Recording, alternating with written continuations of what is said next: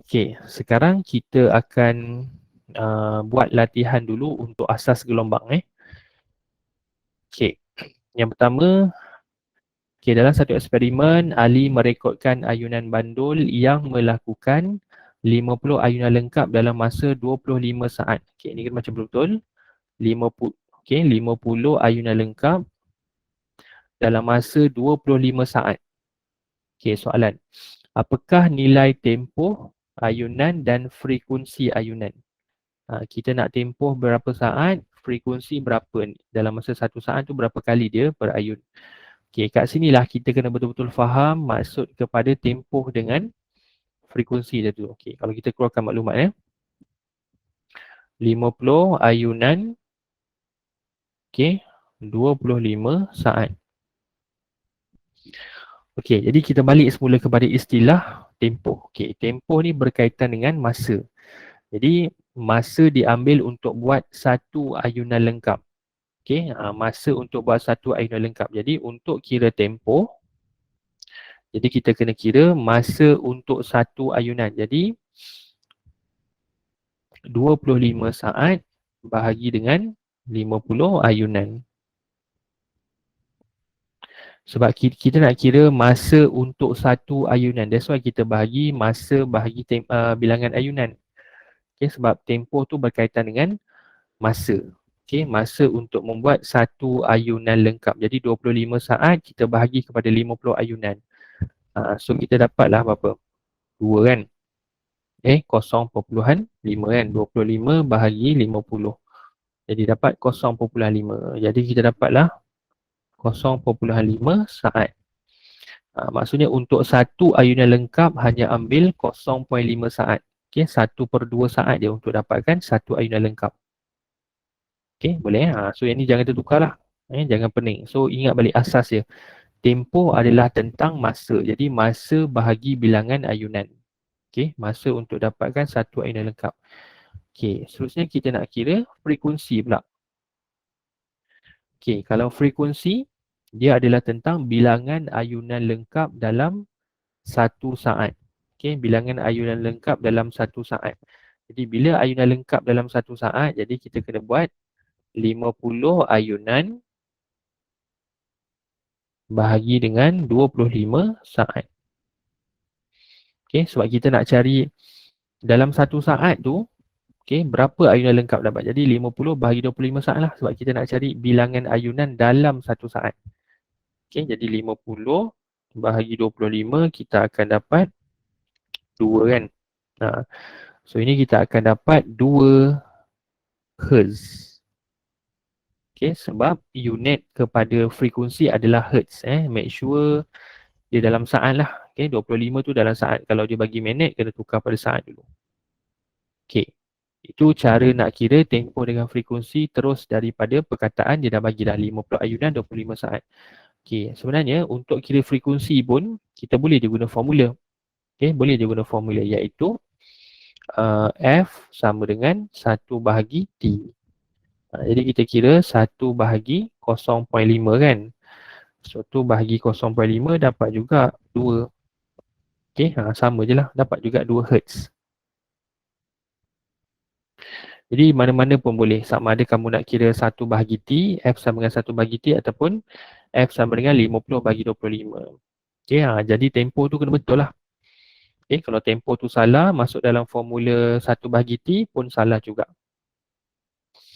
Okay, boleh dapat bezakan frekuensi dengan tempoh. Ingat, frekuensi tentang bilangan, tempoh tentang masa. Masa. Macam tu Okay, itu latihan 1 Okay, tengok latihan 2. Okay, gambar rajah menunjukkan sejenis gelombang melintang. Okay, dia dah beritahu gelombang melintang. Pasangan titik manakah merupakan panjang gelombang? Pasangan mana untuk dapatkan panjang gelombang? Okay, jadi kalau kita ambil dekat A, okay, pasangan dia untuk dapatkan satu lambda ataupun satu panjang gelombang adalah D. Sebab mesti bila kita nak kira panjang gelombang, mesti ambil 2 titik sefasa berturutan. Okay, 2 titik sefasa berturutan. Jadi kalau kita tengok A dekat bahagian puncak, Okay, kena cari puncak yang seterusnya iaitu D lah. Dua titik sepasar berturutan. Jadi kita boleh tulis dekat sini jawapan dia. Yang pertama adalah AD. Okay, kalau kita ambil B. Okay, B dia berada dekat tengah-tengah and then dia turun bawah kan. So kita kena cari titik yang sefasa dengan B iaitu E lah. E berada dekat tengah, dia pun turun bawah. So BE. Okay, kalau C dengan F. Okay, sebab C berada dekat bahagian bawah sekali ataupun lembangan, F pun berada dekat lembangan. Okay, so inilah pasangan untuk dapatkan satu lambda. Okay, AD, BE, CF. Okay, macam tu. Okay, mudah ada kan? Okay, seterusnya kita lihat yang ketiga. Okay, satu spring selingki digetarkan untuk memastikan gelombang membujur. Okay, dia dah bagi tahu dah gelombang membujur. Panjang gelombang itu adalah berapa? Okay, so soalan nak panjang gelombang. Okay, dekat sini kita tengok gambar rajah ni betul-betul. Okay, ukuran yang dia bagi adalah 60 cm. 60 cm tu daripada belah kiri sehingga belah kanan. Kalau kita tengok betul-betul, bila gelombang membujur, dia ada kawasan apa dia? Mampatan, renggangan, mampatan, renggangan dan mampatan. Dia berselang-seli. Mampatan dan renggangan berselang-seli. Okey, 60 cm tu daripada mampatan belah kiri sehingga mampatan belah kanan. Kalau kita lihat tengah-tengah tu pun ada mampatan. Jadi untuk kira satu lambda mesti daripada satu kedudukan sefasa yang berturutan. Jadi kalau kita tengok 60 cm tu daripada mampatan, mestilah sehingga mampatan yang berturutan. Mampatan yang ni lah. Okey, mampatan tengah tu. Okey, ataupun daripada mampatan tengah sampai mampatan yang belah kanan. Jadi 60 cm tu kalau kita tengok dia ada dua lambda. Okey, so jadi kita boleh tulis 2 lambda bersamaan dengan 60 cm. Jadi lambda sama dengan 30 cm. Itu je lah jawapan dia. Okay, that's why kita kena ambil kali ni, kita kena ambil mampatan sampai mampatan lah. Kalau kita nak ambil renggangan sampai renggangan, kita tak tahu kan berapa. Renggangan tu dia tak bagi dia punya arrow tu berapa cm. Dia susah lah kita nak kira. Walaupun sebenarnya kita tahu renggangan sampai renggangan pun mesti 30 juga. Okay, tapi kita susah nak kira sebab ukuran 60 cm tu berada dari mampatan sampai mampatan.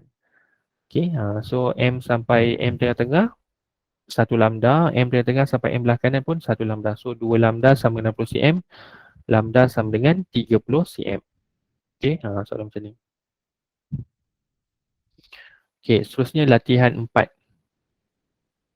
Okay, berdasarkan graf, tentukan panjang gelombang.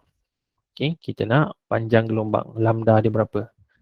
Okay, first kita tengok graf sesaran melawan jarak. Okay, kita tu lah bila kita dapat graf sesaran jarak memang boleh dapat panjang gelombang kan.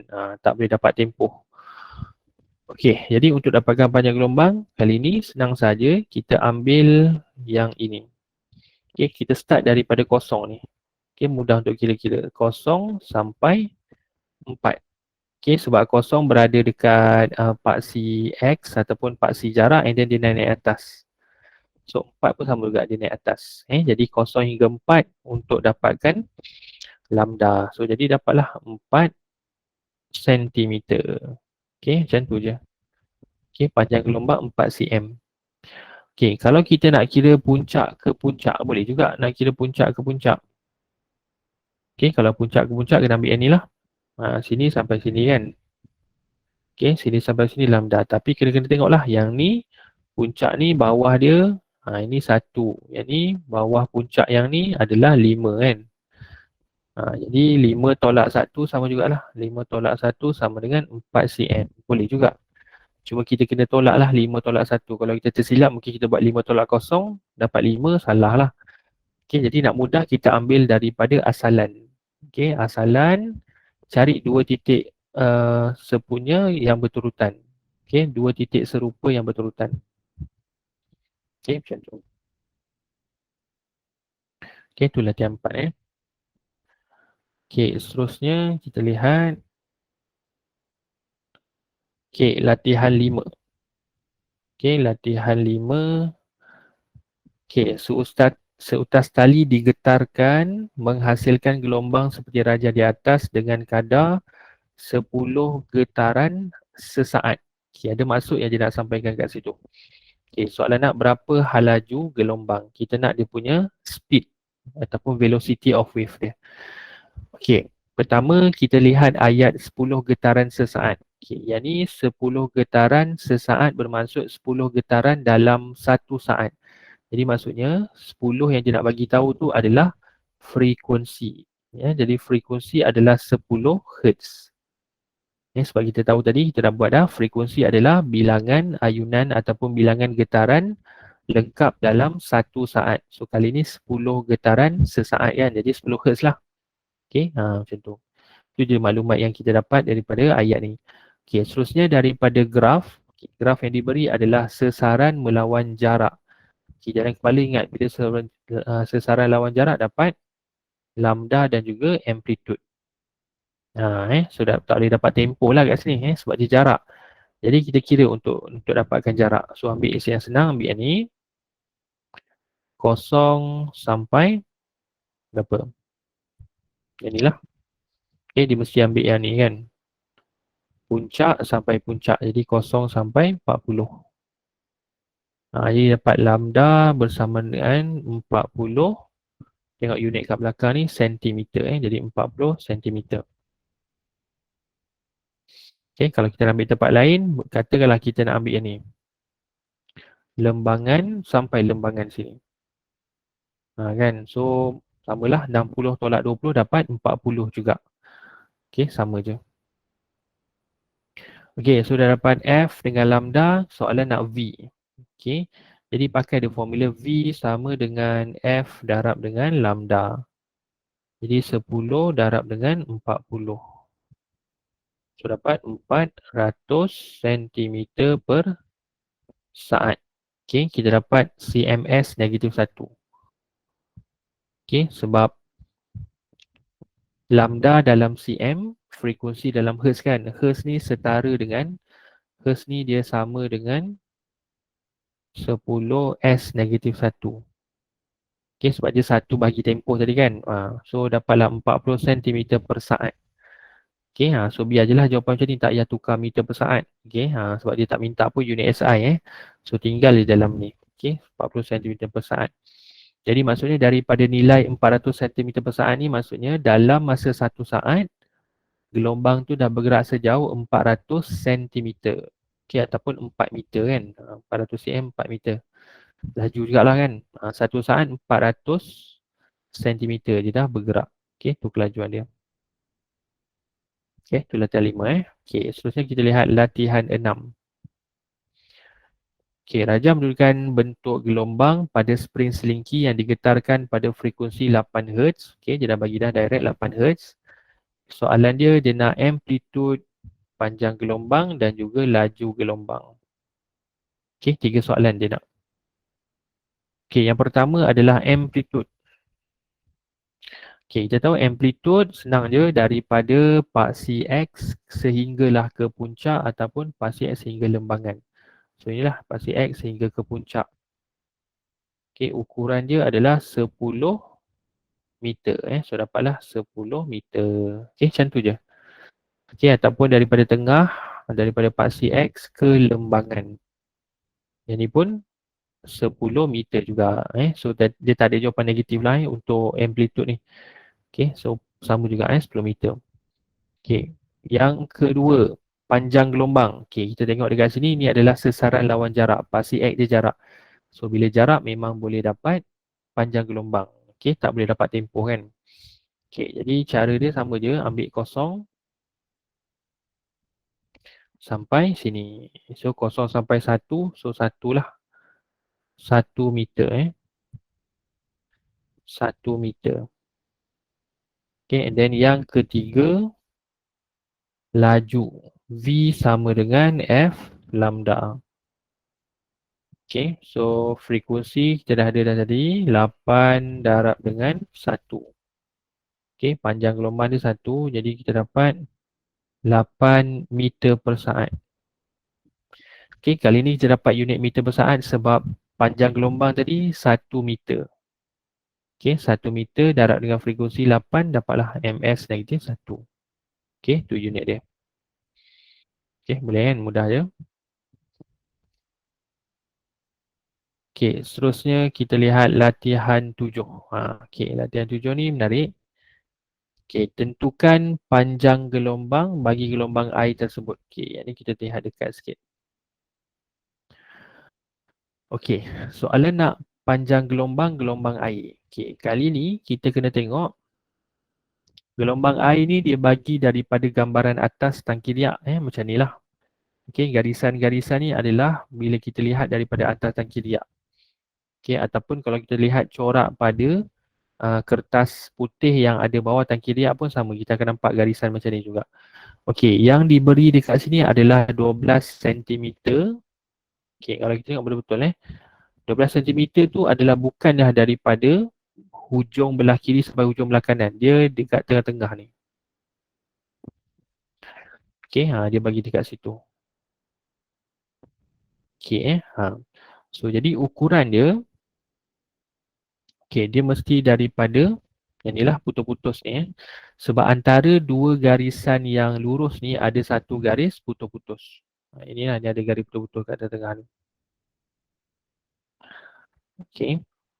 Bila kita pandang daripada atas tangki riak daripada gelombang air yang bergerak tu, kita akan nampak macam ni lah. Kalau daripada sisi dia akan jadi macam ni. Sisi lukisan dia lebih kurang macam ni So dia ada puncak lembangan kan.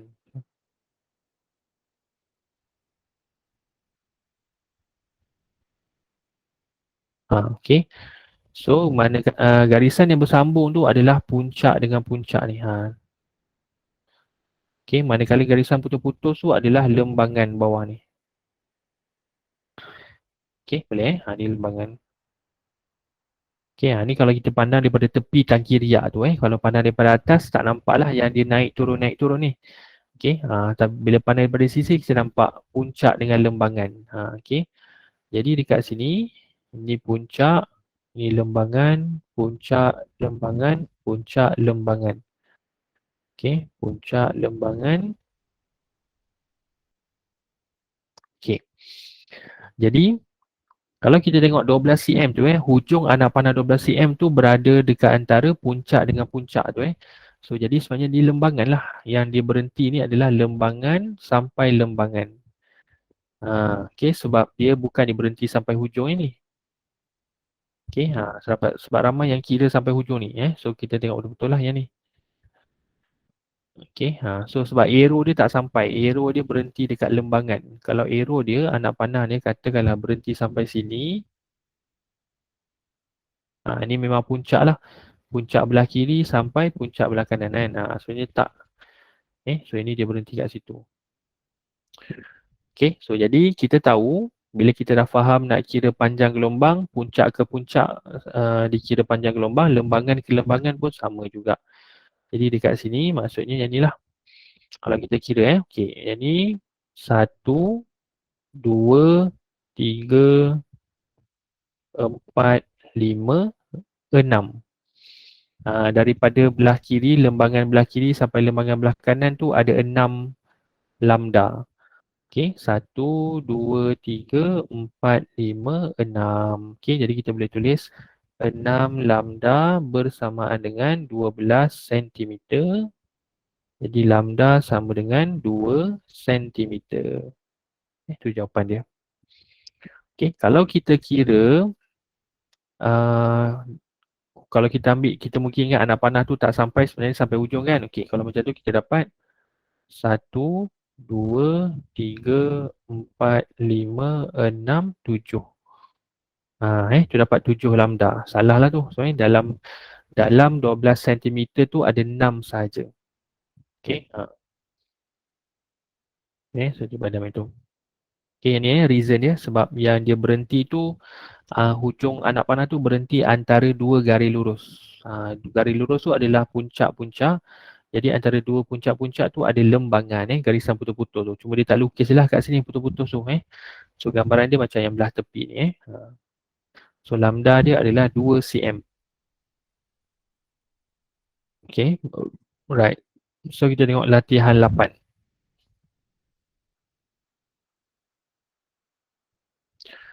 Okay, yang ni pun menarik juga latihan 8. Tentukan amplitude dan panjang gelombang.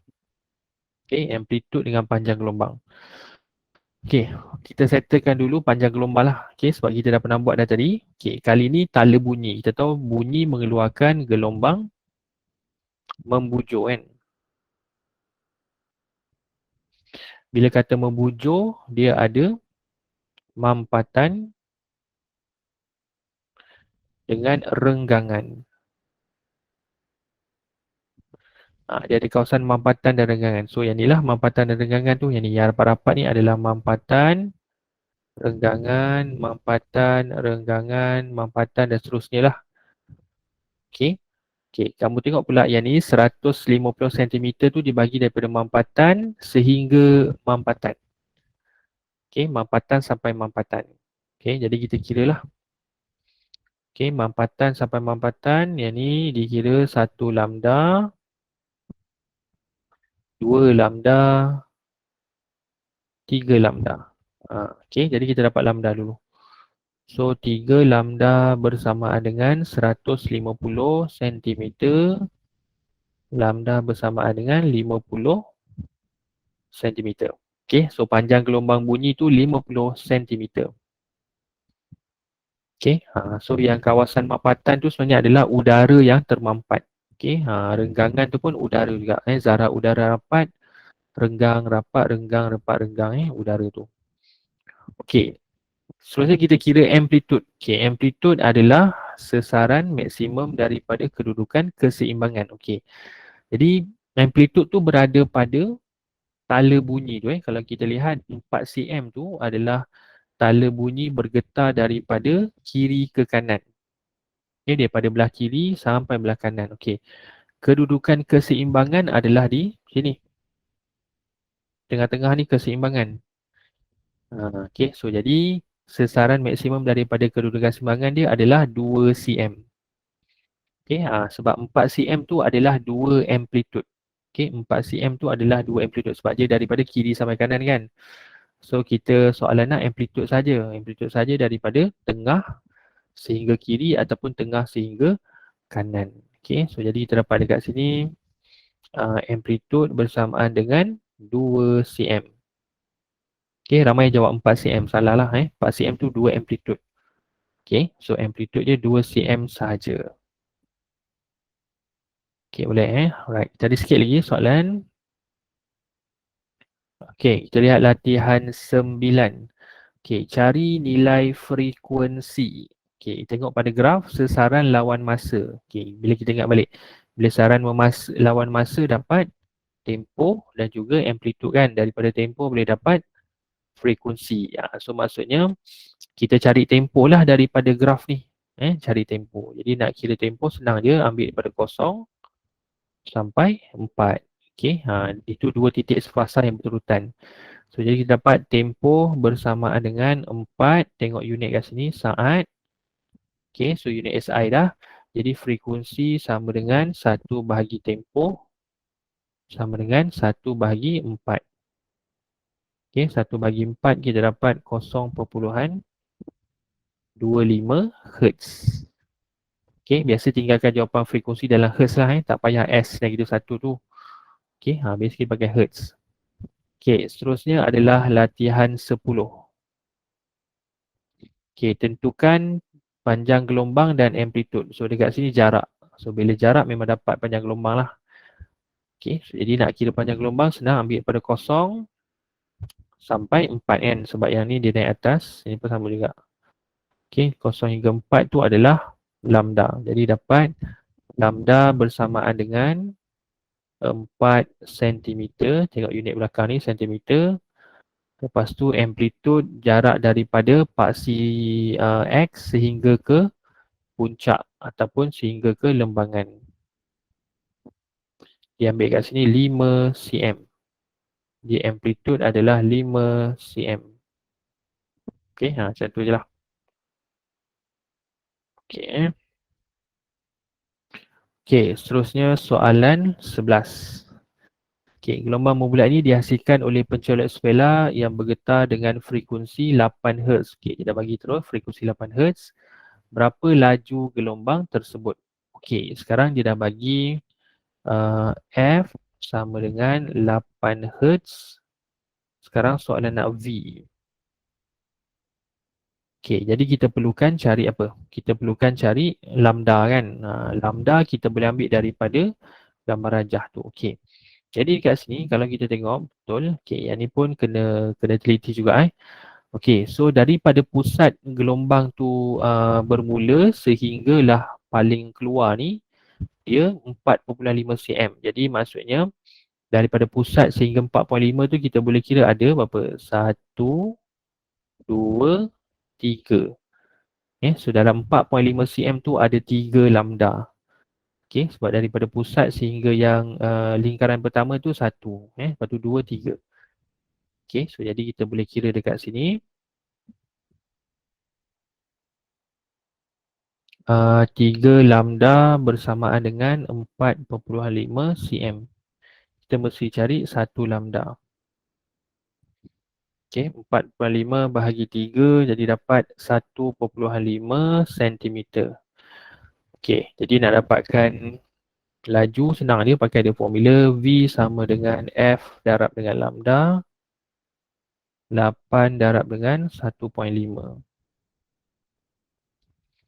Okey, jadi kita dapat 12 cm per saat.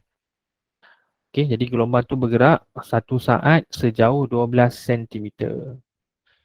Okey, so macam tu lah formula dia. Okey, so cara nak kira dia pun ambil daripada maklumat daripada gambar rajah tu. So kena ingat formula lah V sama dengan F lambda.